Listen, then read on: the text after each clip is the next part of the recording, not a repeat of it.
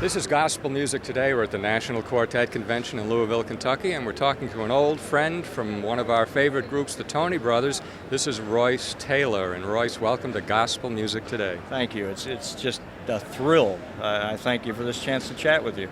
Well, it's great for us. We're glad to have you. I know the Toney Brothers have had some personnel changes in recent years. What's the current lineup now? Well, Gary Toney left about a year ago, and Gary had held the baritone spot for about 30 years next to Terry. Terry's singing bass. George Amon Webster of Cathedral Quartet, Heartland Boys, and the George Amon Webster Trio has come aboard as our baritone singer currently. Jonathan Pennington, who had sung tenor several years ago, is back. And everyone asks us, well, what's he singing? Is he singing lead or is he singing tenor? And the truth of the matter is we're kind of switching out. I do some songs in the tenor and sing lead, and then he'll do some tenor stuff. Really, it's just kind of we toss it back and forth, and whoever wants a song takes it, and the rest of us kind of line up. So that's who we have currently.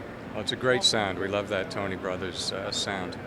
I want to ask you about a little bit of your career to one side of gospel music, because I know that at one point you sang with the vocal group The Vogues. Yes, I did. Tell me about that. Well, The Vogues, of course, in the 60s had numerous hits. Turn Around, Look at Me, You Are My Special Angel, 5 O'Clock World, You're the One.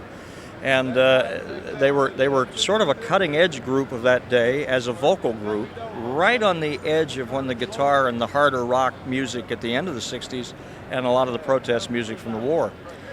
They had enormous popularity with the armed forces radio stations and got played immensely overseas. So a lot of the guys that were involved in the military overseas had a tremendous connection with the Vogues and their music, while back home the other music and protest was beginning to take over. Sadly, though, as the war began to change, the Vogues' popularity began to also shift, and by 1972 they really weren't doing much outside of their local area of Pittsburgh, Pennsylvania.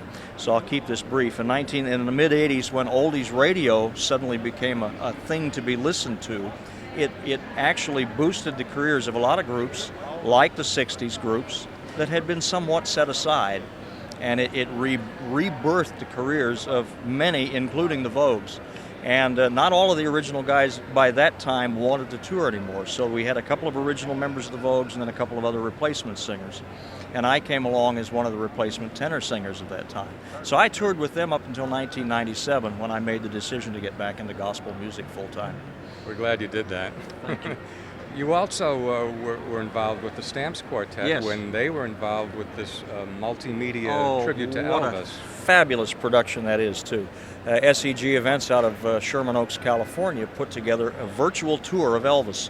It is actual footage of Elvis Presley on a big screen, and they have taken 10 or 12 digital passes to remove everything but his voice singing live, and then on the stage was all of the players from his Las Vegas show. Joe Gershio, the orchestra leader, James Burton, Ronnie Tutt at the drums, Jerry Sheff playing the bass, and Glenn Hardin at the piano, and then all the peripheral people, the Sweet Inspirations, and then members of the Stamps that were still around, went on tour. We went overseas, we went to Asia, we went to Europe, they did a tour to Australia, and just a first-class production. And what an honor for me, who watched those Elvis days from afar, to suddenly now be included with that great lineup of fabulous people.